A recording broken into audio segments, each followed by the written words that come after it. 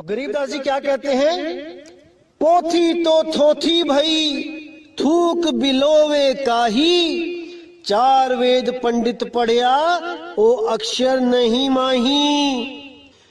ओह अक्षर नहीं अक्षर कलम लिखिया नहीं जाए, पूछे व्यास सुखदेव को कथा कहत है काहे। तो साहेब ने बिल्कुल क्लियर कर दिया कि जो ये वेद पुराण गीता भागवत जो पढ़ पढ़ के जो आगे शिष्य बना रहे हैं उनके लिए बोल दिया कि पोथी तो थोथी भाई, कि इस पोथी में कुछ नहीं रखा भाई, थोथी है ये। थूक बिलोवे काही, कि जैसे दही को मथ के मक्खन मिलता है लेकिन पानी को मथ के कुछ भी नहीं मिलता है, लेकिन इसको तो थूक बोल दिया साहेब ने। थूक बिलोवे काही, चार वेद पंडित पढ़िया ओ अक्षर नाही माही, कि चारों वेदों का ज्ञान रख लिया तुमने पढ़ पढ़ के। आजकल के गुरुओं का भी यही हाल है, वेदों को घोट लेते हैं, पुराणों को घोट लेते हैं, फिर उन्हीं में से मंत्र उठा के पकड़ा देते हैं। साहिब कहते हैं ओ अक्षर नाही माही, जिस अक्षर की कबीर साहब, गरीब साहब, सब संत बात कर रहे हैं, वो अक्षर इन वेद पुराणों में है ही नहीं। एक अक्षर की बात है केवल, वो एक अक्षर जिसको मिल जाए उसका बेड़ा पार हो जाए। अब साहिब कहते हैं ओ अक्षर नहीं अक्षरम कलम लिखिया नहीं जाए, पूछो व्यास सुखदेव को कथा कहत है काहे। कि वो नी अक्षर, वो एक ऐसा अक्षर जो नी अक्षर है, जो अक्षरों में नहीं आता, वो कलम लिखिया नहीं जाए, उसको कलम लिख ही नहीं सकती। अरे तुम कौन से ग्रंथ ढूंढ रहे हो, कौन से ग्रंथों में उस अक्षर को ढूंढ रहे हो? वो किसी ग्रंथ में नहीं लिखा है, वो लिखा ही नहीं जा सकता, क्योंकि साफ बोल दिया कलम लिखा नहीं जाए। कलम के द्वारा उस अक्षर को लिखा ही नहीं जा सकता किसी ग्रंथ में। अरे तुम क्या सोच रहे हो, क्या पढ़ रहे हो, क्या ढूंढ रहे हो ग्रंथों में?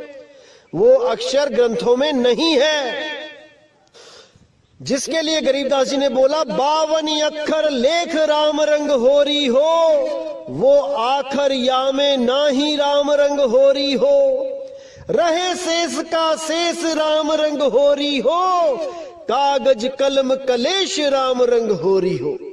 कि ये कागज कलम कलेश है, ये अक्षर तुम्हें उलझाने के लिए बनाए गए हैं। अगर तुम इन अक्षरों का जाप करते हो, अगर इन अक्षरों को पढ़ के ज्ञान को समझते हो कि वो अनाम है, अकह है, अबोल है, अचल है, तो ये अक्षर तुम्हारे साथी हैं, ये तुम्हें दिशा दे सकते हैं। लेकिन अगर तुम वो अक्षर भी इसमें ढूंढते हो जो परमात्मा ने इन ग्रंथों से परे रखा है, तो तुमसे बड़ा मूर्ख कोई नहीं है भाई। परमात्मा ने साफ बोला है 33 अरब ज्ञान हम भाखा, मूल ज्ञान को न्यारे राखा। वो मूल शब्द को, वो सार शब्द को न्यारा रखा है, हर ग्रंथ से न्यारा, क्योंकि वो लिखा ही नहीं जा सकता, उसको कोई लिख ही नहीं सकता, वो सार नाम ऐसा है। लेकिन इन अधूरे गुरुओं ने ऐसा जाल बुना कि सब उसमें उलझ गए, बुद्धि विवेक भ्रष्ट कर दी सबकी।